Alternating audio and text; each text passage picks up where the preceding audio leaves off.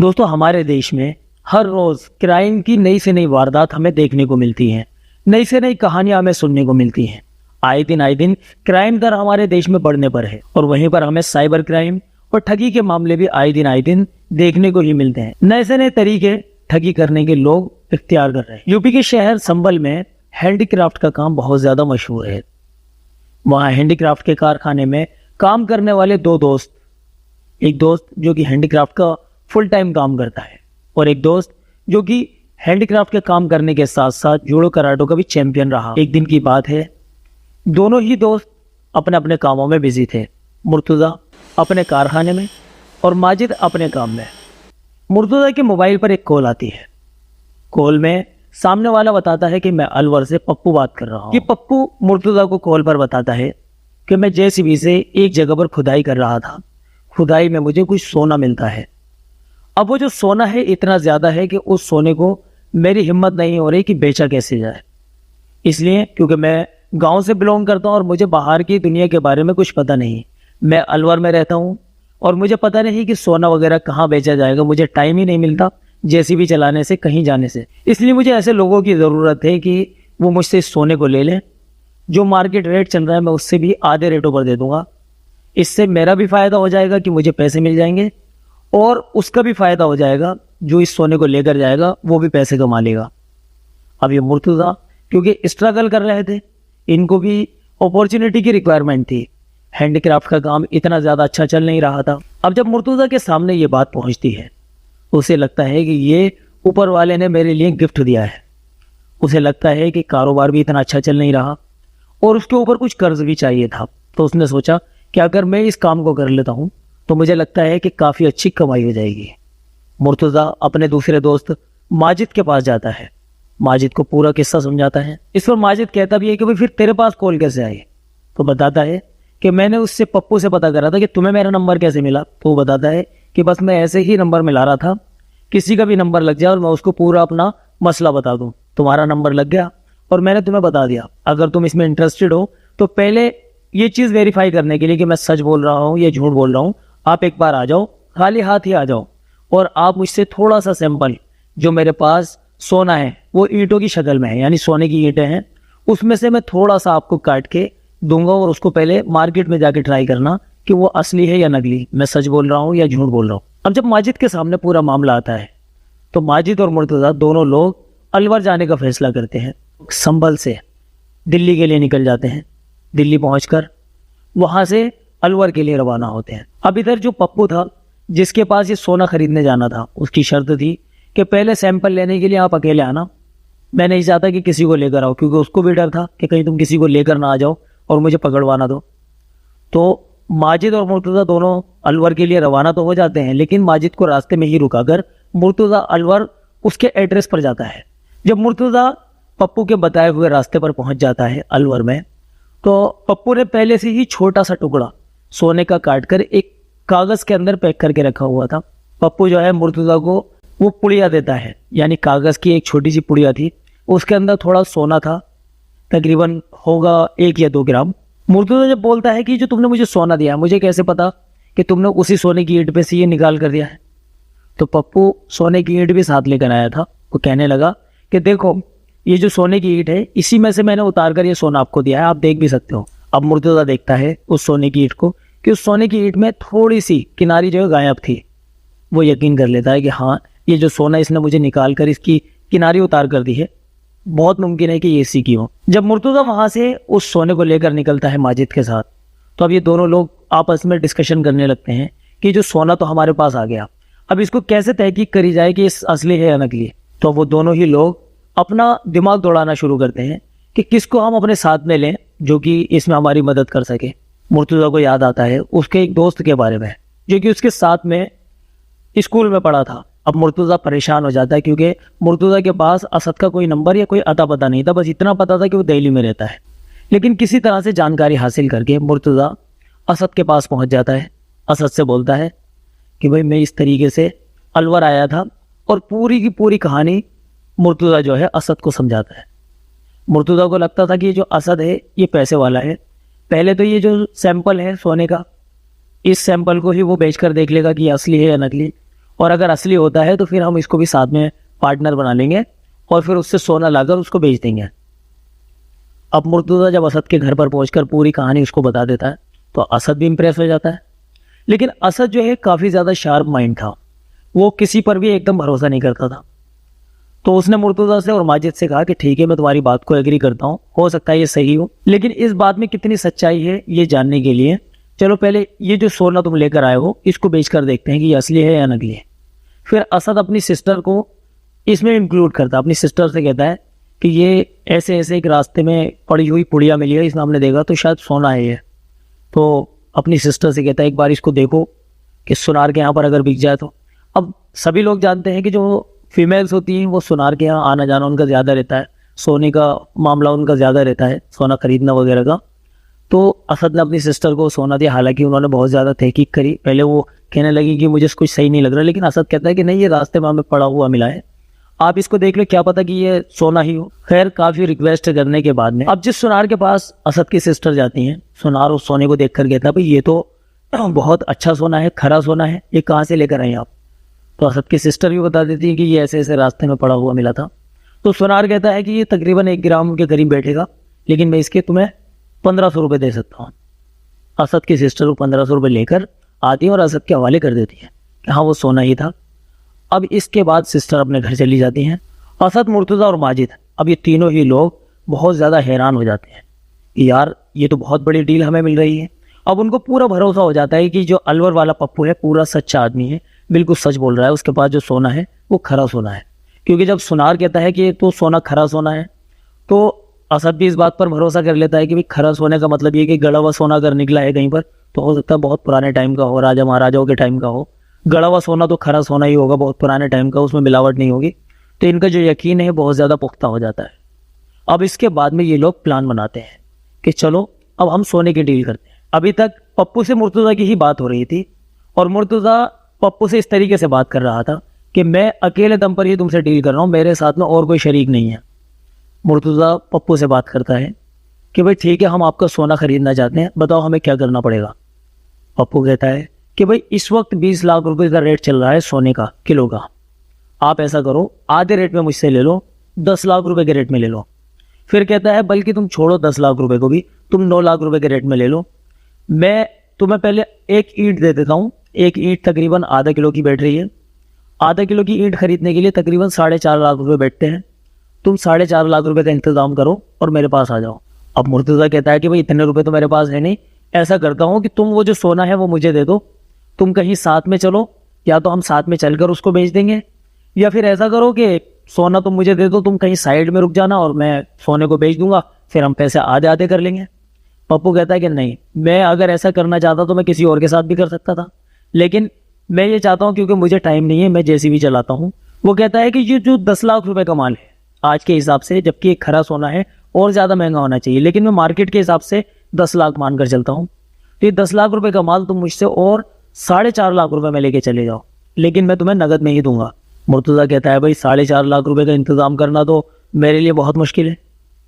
तो फिर इस पर पप्पू कहता है कि चलो मैं तुम्हारे लिए एक काम और कर देता हूँ, ये जो सोने की ईंट है तकरीबन आधा किलो की है, मैं इसके 2 टुकड़े कर देता हूँ, तुम तकरीबन 2.5 लाख रुपए के आसपास का इंतजाम कर लो, और मैं इसको तकरीबन आधा किलो की है तो आधा किलो की जगह ये 250 ग्राम की ईंट बना देता हूँ, 2 टुकड़े करके तुम्हें इतने आधी दे दूंगा, तुम इतना वो बेच कर आ जाओगे तो फिर तुम मुझसे और ले लेना।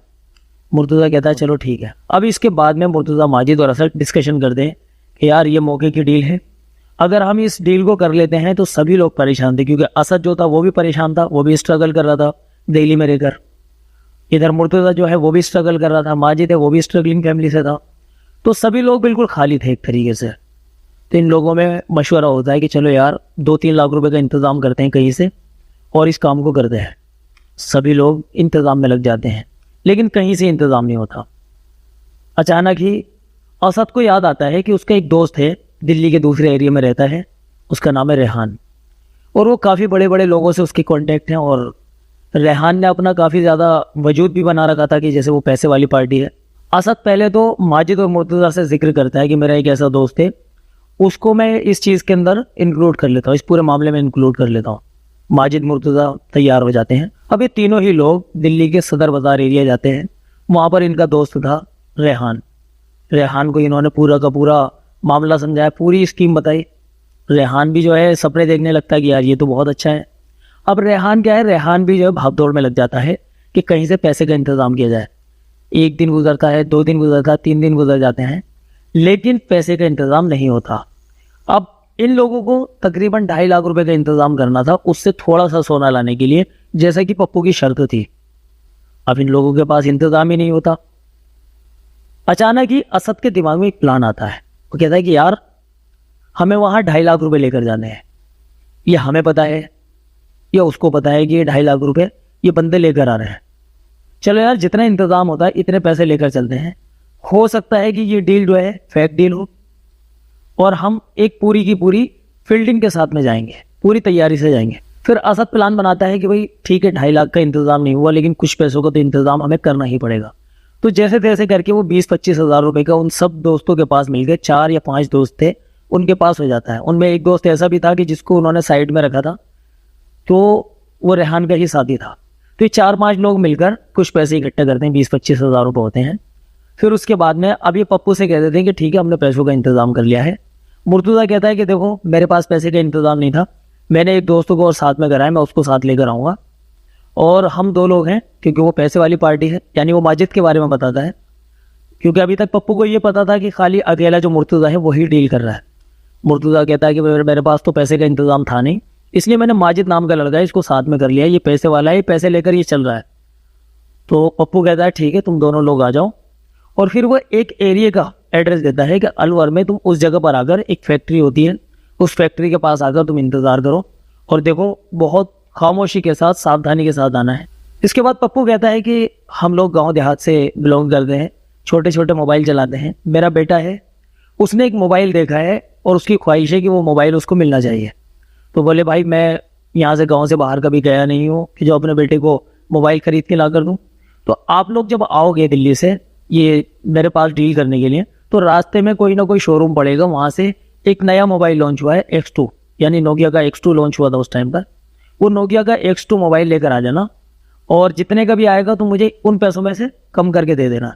यानी तुम 2.5 लाख रुपए जो लेकर आ रहे हो, मैंने पहले ही 250 ग्राम सोना अलग तुम्हारा निकाल के रख दिया, तुम उन 2.5 लाख में से ही उस मोबाइल को खरीद लो और लेकर आ जाओ।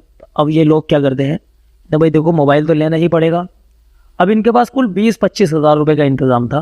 तो इन्होंने आपस में प्लान बनाया कि यार ये 20-25 हज़ार हमारे पास हैं, हमें ही तो पता है, उसे थोड़ी पता है कि हम कितने रुपए लेकर आ रहे हैं।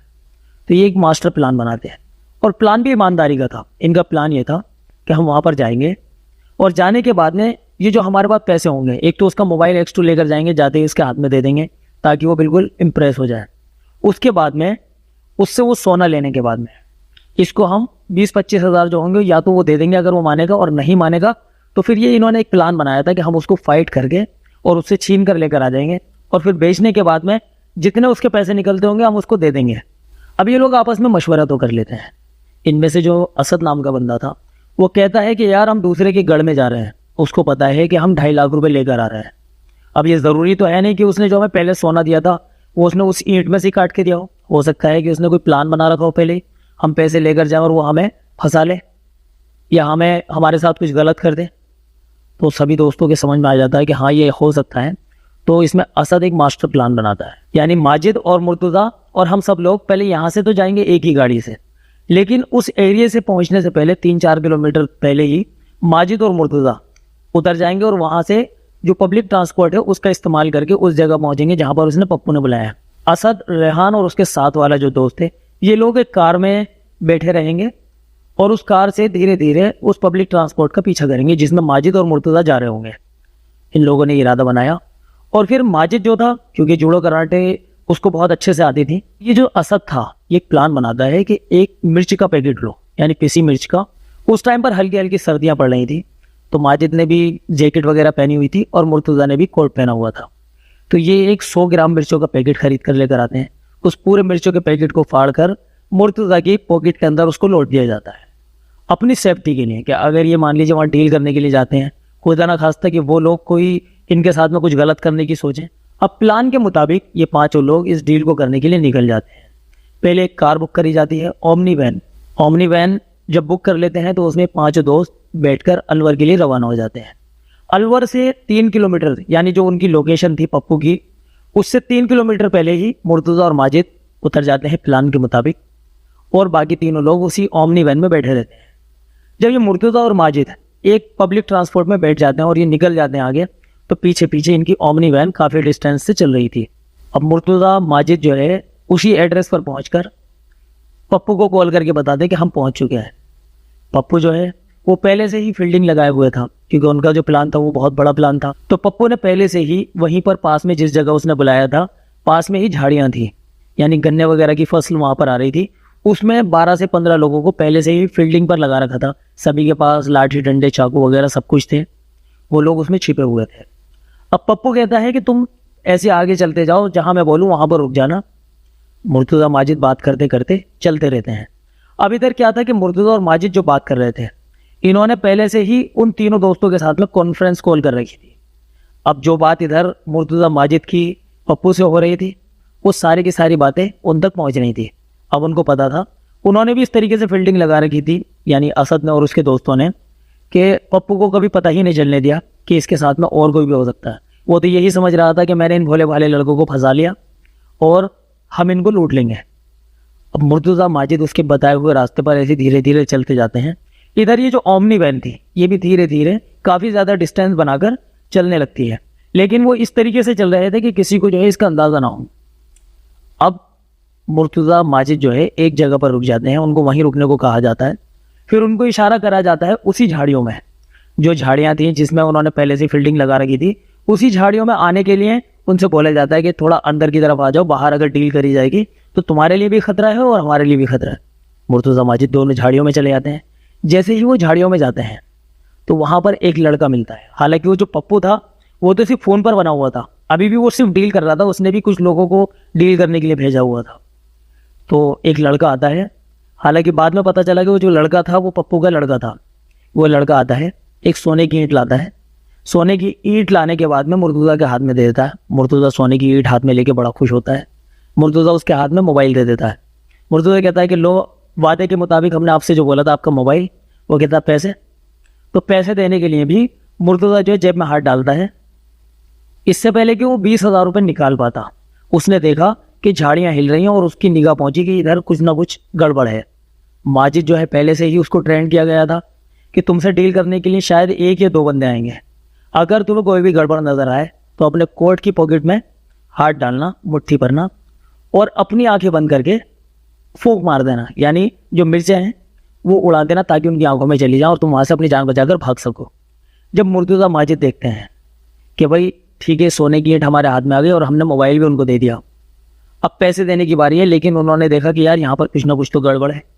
और गड़बड़ भी इतनी ज़्यादा नज़र आई कि उन्होंने पूरी तरीके से भाप लिया कि अब हमारे साथ कुछ गलत होने वाला है। फ़ौरन ही मुर्तुज़ा ने अपने कोट की पॉकेट में हाथ डाला और मिर्चों को उनकी आंखों में झोंक दिया। अब वो जो पप्पू का लड़का था वो और अंदर 2-3 लोग और थे, वो एकदम भाग कर आए और उनकी आंखों में मिर्चें चली गईं। इधर मुर्तुज़ा ने क्या करा कि वो जो सोने की ईंट उसके हाथ में आ ही चुकी थी वो, और पप्पू के लड़के के हाथ में जो मोबाइल उसने दिया था वो छीनकर और दोनों ने बहुत तेज़ी से भगाड़ लगा दी।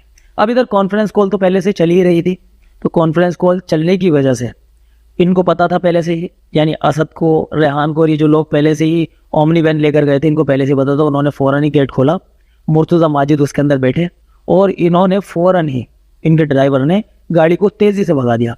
अब इन्होंने पहले से ही प्लान बनाया था कि हम जिस रास्ते से आएंगे उस रास्ते से हमें वापस नहीं जाना, क्योंकि हो सकता है कि ये लोग इस चीज़ की भी फील्डिंग बनाकर पहले से बैठे हों। तो इन्होंने पहले से ही आइडिया लगा लिया था, गूगल मैप वगैरह के ज़रिए से इन्होंने पूरा का पूरा मैप देखा था कि अगर हम आगे जाएंगे तो आगे कहाँ जाकर निकलेंगे। तो ये जिस हाईवे पर थे, इन्होंने पीछे मुड़ने की बजाय उस ओमनी वैन में मुर्तुज़ा माजिद भी बैठे बहुत तेज़ी से भागकर, और उन्होंने कार का गेट बंद करा और ड्राइवर से कहा कि जितनी तेज़ हो सकता है कार को यहाँ से भगा ले। अब वो जो ओमनी वैन का जो ड्राइवर था, हालांकि पहले तो बहुत ज़्यादा घबराया जाता है, लेकिन अब उसके पास और कोई चारा भी नहीं था, क्योंकि वो सोचता है कि अगर कोई इन्होंने कांड तो नहीं कर दिया, कहीं ऐसा ना हो कि इन्होंने कोई कांड कर दिया हो और उसके चक्कर में अगर गाड़ी रुकी रही तो मैं भी फंस जाऊँ। तो वो कार को भगाने के सिवा उसके पास कोई रास्ता नहीं था। बहुत तेज़ी से ओमनी वैन भागी चली जाती है। अब वो लोग जो है मथुरा रोड की तरफ को निकल जाते हैं। कोई आगे चलकर कोई आगरा का जो क्रॉसिंग है वहाँ जाते हैं और वहीं से दिल्ली के लिए भी एक कट होता है, वहाँ जाकर वो टर्न ले लेते हैं। जब वो वहाँ से भाग रहे थे, उन्होंने देखा कि काफ़ी दूर तक करीब 12 से 15 लोग लाठी डंडे लेकर और चाकू वगैरह लेकर उस कार का पीछा कर रहे हैं। इन लोगों ने एकदम ऊपर वाले का शुक्र अदा करा कि देखो हमने पहले से प्लान बनाया था और हम बच गए। लेकिन अब ये बहुत ज़्यादा खुश थे कि हमारे पास से कुछ गया नहीं, हमारे पास सोना भी आ गया, हमारा मोबाइल भी हमारे पास बचा रहा और पैसे जो थे 20-25 हज़ार का जो हमने अरेंजमेंट करा था वो भी हमारे पास बचे रहे। लेकिन एक तरफ इनके दिल में यही चीज़ थी कि अभी हमारी हालात तो हमें पता है, हम उससे छीन के भले ही लेकर आ गए, लेकिन हम लोग अब ये करेंगे कि जब ये सोना बिक जाएगा, गोल्ड बिक जाएगा, तो हम उसको जो है उसकी जो रकम हमने तय करी थी वो रकम हम उसको दे देंगे। अब ये लोग जो है पहले तो एक दिन तो बहुत आराम से सुकून के साथ में मतलब ठंडी सांस लेते हैं और एक दिन आराम करते हैं। अब जब ये लोग बिल्कुल फ्रेश हो जाते हैं तो अब इरादा बनाते हैं कि अब ये सोने को बेचा कैसे जाए। सोने को बेचने के लिए अपने ताल्लुकात में किसी न किसी तरीके से ऐसी कांटेक्ट करते हैं और पता निकाल लेते हैं कि सोने का जो व्यापारी है जो बाहर से ही क्वांटिटी में सोना वगैरह खरीदता है, उसके एक बंदे का एड्रेस निकालते हैं। अब उस बंदे से जो रेहान है उसकी किसी तरीके से ताल्लुकात होते हैं। रेहान उसके पास जाकर बात करता है कि हमें कहीं रास्ते में पड़ा हुआ कुछ सोना मिला है, कोई 250-300 ग्राम होगा और वो हम बेचना चाहते हैं और हम सस्ते में ही दे देंगे। तो वो जो सोना खरीदने वाला बंदा था वो काफ़ी बड़े लेवल का था और उनको तो परख होती है अच्छे तरीके से। वो कहता है कि ठीक है, तुम मुझे पहले सोने का सैंपल दिखाओ। अब इन लोगों को भी डर लगने लगा, कहीं ऐसा ना हो कि हम ये जो सोना है, ये जो गोल्ड है, उससे तो छीन कर लेकर आ गए, कहीं ऐसा ना हो कि पूरा का पूरा सोना हम इसके पास लेकर जाएं या हमें पुलिस के हवाले कर दें या सोना हड़प ले हमारे साथ कुछ कर दे। तो ये लोग प्लान बनाते हैं कि चलो एक काम करो, इसमें से जिस तरीके से पहले पप्पू ने हमारे साथ करा था कि छोटा सा एक हिस्सा हमें दिया था कि इसको बेच कर देखो, इसी तरीके का काम हम करते हैं। इसके बाद ये लोग सोने को काटने का तरीका ढूंढते हैं कि कम से कम इसमें से 1-2 ग्राम सोना हम काट कर उसको सैंपल के बतौर दिखा दें। बहुत कोशिश करी, ना वो छुरी से कटता है ना वो आरी से कटता है। फिर ये एक छेनी और हथौड़ा लेकर आते हैं, उससे काटते हैं। उससे काटने के बाद में थोड़ा सा हिस्सा उसका टूट जाता है और टूटने के बाद में ये लोग उसके पास लेकर जाते हैं जो सोना खरीदने वाला था। अब वो देखता है, वो कहता है भाई किसी ने तुम्हें बेवकूफ़ बना दिया या फिर तुम्हें ये जो मिला है ज़रूरी नहीं कि सोना हो। वो कहता है इसको गिलट बोलते हैं, दिखने में सोने की तरह होता है लेकिन ये सोना नहीं है, इसको एक केमिकल से ढाला जाता है, किसी एक साँचे के अंदर केमिकल से ढाल देते हैं, जैसा शेप इसको चाहे वैसे दे सकते हैं। वो कहता है या तो तुम्हारे साथ किसी ने खेल कर दिया या अगर तुम्हें रास्ते में पड़ा हुआ मिला भी है तो ये किसी काम का नहीं है। अब ये लोग जो है वहाँ से तो मायूस होकर आ जाते हैं, लेकिन इनको अब ये लगता है कि हो सकता है ये जो बंदा है जो सोना खरीदने वाला है हमें बेवकूफ़ बनाकर हमसे ही सोना हड़पने वाला हो। अब होता क्या है कि फिर असद अपनी बहन का साथ लेता है, बहन से कहता है कि सिस्टर ऐसे ऐसे मामला है। सिस्टर साफ इनकार कर देती है कि भाई मैं बिल्कुल भी बीच में नहीं पड़ूंगी। फिर वो सिस्टर अपने भाई को डांटती है कि इस मामले में से बिल्कुल निकल जा, इस चक्कर में बिल्कुल मत पड़ना। हालांकि असद ने अपनी सिस्टर को पूरा मामला नहीं बताया था, बस ये बताया था कि मेरे एक दोस्त के पास इतना ही सोना जितना पहली बार बेचा था, इतना ही सोना एक बार और निकला है, वो बेचना चाहता। लेकिन वो सिस्टर बिल्कुल इनकार कर देती हैं। अब ये लोग बड़े परेशान। उस सोने को बेचने के लिए इन्होंने तरह तरह की कोशिशें करी, लेकिन काफ़ी सारे लोगों से किसी भी तरीके से ये मिल लेते हैं और हर जगह जाकर पता चलता है कि वो सोना नहीं है बल्कि ये एक ऐसा मेटल है कि इसको पिघलाकर और किसी भी सांचे में ढाला जा सकता है और ये दिखने में सोने की तरह लगता है। अब ये लोग मायूस हो गए, लेकिन कहीं ना कहीं बहुत ज़्यादा खुश भी थे। ये खुश इस बात से थे कि चलो हम लुटने से बच गए, अगर हम पैसे का इंतज़ाम करके वहाँ चले जाते तो हम बर्बाद हो जाते। तो इनको इस बात का सुकून था कि हमारे पास से थोड़ी सी मेहनत हमारी गई और जो कार में थोड़ा सा खर्चा हुआ या हल्का फुल्का खर्चा हुआ बस वो हुआ, बाकी हम बच गए। अब ये लोग चैन की सांस लेते हैं और मुर्तज़ा जो है अब अपना मोबाइल ऑन कर लेता है। मुर्तज़ा जैसे ही मोबाइल ऑन करता है कुछ ही वक्त के अंदर उस पप्पू की कॉल मुर्तज़ा के नंबर पर आती है। वो कहता है मैं तुम्हें मान गया, तुम बहुत बड़े खिलाड़ी हो, लेकिन तुमने ये बात अच्छी नहीं करी, तुमने ये काम बिल्कुल भी अच्छा नहीं करा कि तुमने मिर्चें लेकर आया और इतनी मिर्चें लेकर आया और मिर्चें भी इतनी तेज़ थी कि तुमने उस मिर्चों को ऐसे उड़ाया कि मेरे बेटे की आंखों में तो बहुत ज़्यादा गई हैं। जब से तुम यहाँ से गए हो आज 3 दिन गुजर चुके हैं, 3 दिन से मैं अपने बच्चे की आंख में देसी घी डाल कर कोशिश कर रहा हूँ उसकी आंखें खुल जाए, लेकिन उसकी आंखों की जलन खत्म नहीं हो रही। पता नहीं कौन सी मिर्चें तुमने डाली हैं।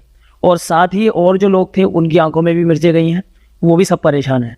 तो वो कहता है कि तुमने कौन सी मिर्चें यूज़ करी, एक तो इसका पता बताओ, और तुमने जो प्लान बनाया मैं तुम्हारे प्लान को मान गया। अब मुर्तज़ा कहता है कि तू समझता था कि भाई हम ही शातिर हैं। अब मुर्तज़ा बताता है कि देख मैं तो सीधा साधा था, मैंने इस पूरे मामले में अपने एक दोस्त माजिद को साथ में लिया, ये भी इतनी समझ नहीं रखता। फिर हमें लगता था कि एक हमारा दोस्त है जो बहुत समझदार है, जो उसका माइंड बहुत तेज चलता है, हमने उसको साथ में लिया। उसने पूरी फील्डिंग बनाई, उसने पूरी की पूरी प्लानिंग करी और प्लान के साथ में हम लोग आए थे, क्योंकि हम ऐसे कैसे आ सकते हैं कि 2.5-3 लाख रुपए लेकर तेरे पास आ जाएं, तुझे हम जानते नहीं कुछ नहीं, और पता चले कि तू हमारे साथ कुछ कांड कर दे। तो कहता है चलो खैर मैं तुम्हें मान चुका हूँ, तुम अपने आप में कुछ तो हो। अब पप्पू कहता है कि मैं तुमसे पार्टनरशिप करना चाहता हूँ, हमारा तो ये परमानेंट का मामला है, तुम भी बहुत ज़्यादा दिमागदार लोग हो और हमें ऐसे लोगों की, ऐसे साथियों की ज़रूरत है, तुम एक काम करो हमारे साथ हाथ मिला लो। तो अब मुर्तज़ा कहता है कि तूने आज तक जिससे बात नहीं करी अब उससे बात कर ले। मुर्तज़ा मोबाइल असद के हाथ में दे देता है। अब पप्पू कहता है भाई तुमने जो प्लान बनाया था मैं तुम्हारे प्लान को मान गया, अब आप हमारे साथ पार्टनरशिप कर लो। अब असद कहता है कि बेटा पार्टनरशिप तो नहीं, लेकिन तुझे सलाखों के पीछे ज़रूर पहुंचाना है, तेरी सारी रिकॉर्डिंग भी हमारे पास है, सब कुछ हमारे पास है, और अब हम पुलिस केस तेरे ऊपर करेंगे। तो पप्पू बोल देता है कि भाई पुलिस को तुम हमारे पास तक क्या पहुंचाओगे, पुलिस के पास तो खुद इसमें से हिस्सा जाता है जो हमारे पास आता है जितना भी, और हमारे अलवर में तो ये तो आए दिन की कहानी है, तो आमतौर पर चलता है, इसमें कोई बड़ी बात नहीं है, तो कर क्या कर सकता है। उसके बाद में आपस में थोड़ी सी बहस हो जाती है, लेकिन अब जो है ये असद जो है अपने दोस्तों से बात करता है कि नहीं यार देखो हम लोग एक गलत रास्ते पे गए जरूर थे, लेकिन हम लोग परेशान थे और हम ईमानदार भी थे कि अगर उस बंदे से हम सोना लेकर आ जाएंगे, छीन कर भी लेकर आएंगे, तो हम उसको बाद में पैसे दे देंगे, लेकिन ये पूरा का पूरा ही मामला फेक था। तो अब असद अपने दोस्तों से कहता है कि चलो यार हम एक केस कर देते हैं। अब जो दोस्त थे वो बहुत ज़्यादा घबरा जाते हैं, सबके सब कहते हैं कि यार देख मुझे भी काम करना है, मैं भी काम करता हूँ, ये भी काम करता है, कहीं ऐसा ना हो कि हम पुलिस के पास जाएं और ये सारा का सारा मामला हमारे ऊपर ही पड़ जाए। अब इन लोगों ने फैसला किया कि नहीं हम पुलिस के पास तो नहीं जाएंगे, लेकिन ऐसा करते हैं कि पप्पू को समझाते कि देख किसी के साथ ऐसा मत कर, पता नहीं कौन बंदा कहाँ से कैसे कैसे पैसे लेकर आ रहा होगा, तो किसी को अगर लूट लेगा तो उसके साथ में कितना गलत होगा। अब ये असद जो है मुर्तज़ा के नंबर से कॉल करता है पप्पू के नंबर पे, पप्पू का नंबर स्विच ऑफ हो जाता है। अब पप्पू का जब नंबर स्विच ऑफ हो जाता है तो ये लोग ठान लेते हैं कि अब हम आइंदा से ऐसी गलती तो खैर नहीं करेंगे, लेकिन इसको समझा कर जरूर रहेंगे, हम इसको समझाएंगे, अगर समझ में नहीं आती तो हम केस कर देते हैं। लेकिन अब ये लोग कई बार इन्होंने पप्पू का नंबर ट्राई किया, अपने अपने नंबरों से भी ट्राई किया, लेकिन पप्पू का नंबर रेगुलर बेस पर अब वो स्विच ऑफ हो जाता है।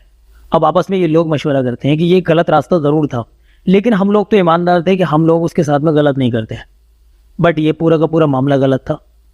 अच्छा यह है कि हम लोग ईमानदार थे, इसीलिए ऊपर वाले ने हमारे साथ में इतना बड़ा काम करा कि हम लोग इनके चंगुल में नहीं फंसे, हम बच गए। पता नहीं कितने लोगों को ये फंसाते होंगे।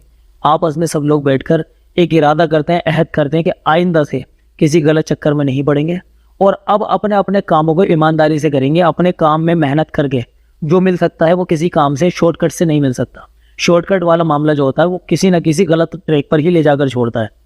ये लोग आपस में इरादा करते हैं, वादा करते हैं एक दूसरे से, और फिर अपने अपने कामों पर वापस लौट जाते हैं। दोस्तों इस तरह के और इससे अलग अलग ना जाने कितनी तरह के ठगी के केस आए दिन हमें देखने को मिलते हैं।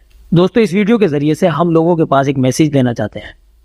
कई बार ऐसा होता है कि लोगों के पास फेक कॉल आती है कि तुमने फला चीज़ जीत ली है, तुमने ये जैकपॉट लग गया है तुम्हारा, तुमने इतने रुपए की लॉटरी जीत ली है। खास करके पाकिस्तानी नंबर से व्हाट्सएप पे बहुत सारे लोगों के पास ये लॉटरी का मैसेज आता रहता है कि आपने 25 लाख रुपए जीत लिए हैं। फिर वो कहेंगे कि आप हमसे कांटेक्ट करो और ये 25 लाख रुपए लेने के लिए आपको 8,000 रुपये जो हमारे अकाउंट में डालने पड़ेंगे, फिर आपका जो ड्राफ्ट बन के आपके एड्रेस पर पहुंच जाएगा। इस तरह के बहुत ज़्यादा केसेस हमारे सामने आते हैं। तरह तरह की नई से नई कॉल आती हैं कि आपको SBI की तरफ से या आपको फला बैंक की तरफ से ये ऑफर मिला है, आपके पास एक OTP जाएगा, OTP बताएं, फिर वो OTP जब बताते हैं तो आपका अकाउंट खाली हो जाता है। ये बहुत सारी चीज़ें ऐसी हैं जो कि शॉर्टकट तरीका होता है कि आप रातों रात अमीर बन जाएंगे। इस तरह के झमेले में, इस तरह के मामलात में बिल्कुल भी ना पड़े, क्योंकि सारे के सारे फेक होते हैं। कई बार ऐसा होता है कि 100 में एक भी बहुत मुश्किल होता है कि जो सही केस निकला है। इसलिए ऐसे जैकपॉट के चक्कर में, ऐसे शॉर्टकट के चक्कर में बिल्कुल ना पड़े, मेहनत करके कमाएं, और मेहनत की रोटी खाने का जो मज़ा है वो कुछ और ही होता है। तो इसीलिए ऐसे फ्रॉड लोगों से बिल्कुल बचे रहें। दोस्तों इस वीडियो को बनाने का मकसद लोगों के बीच में जागरूकता पैदा करना था। आप किसी एक फ्रेंड को तो ज़रूर शेयर करें ताकि इस तरह के फ्रॉड लोगों से वो भी बच सके। चलिए दोस्तों मिलते हैं अगले किसी वीडियो में, तब तक आप अपना ख्याल रखिए।